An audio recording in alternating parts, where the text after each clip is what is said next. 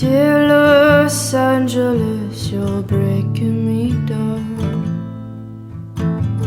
Sometimes I think about you lying on the ground.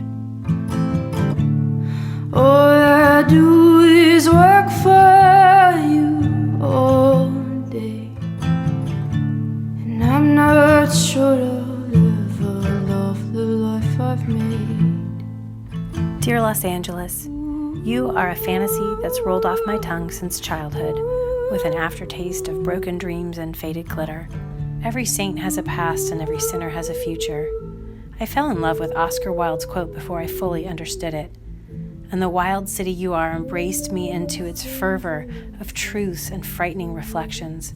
Forgive me for being the 4-millionth, 384,000th, 889th tourist, but indeed you are an odd character and an even odder identity for a city to be rechristened with, tourist after tourist, decade after decade.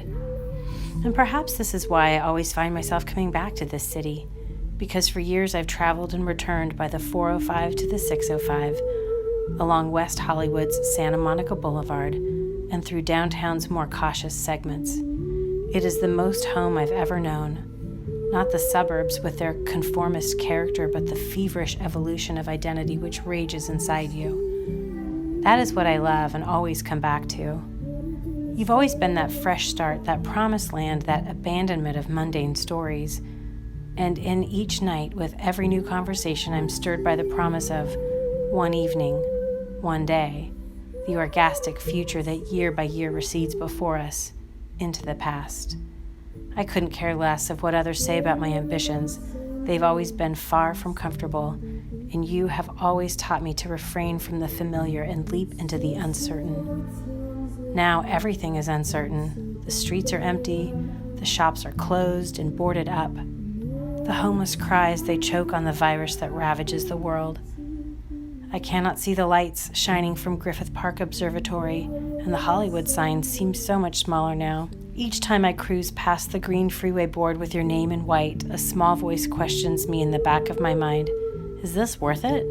Will it ever be the same? Sometimes the scariest news is that you are there.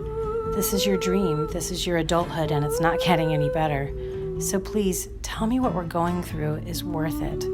One last time, give me hope. One last time, give me the dream that this will all turn out okay. Promise to embrace me again. Awaken my fantasy from its deep, deep slumber. Goodbye, Los Angeles, until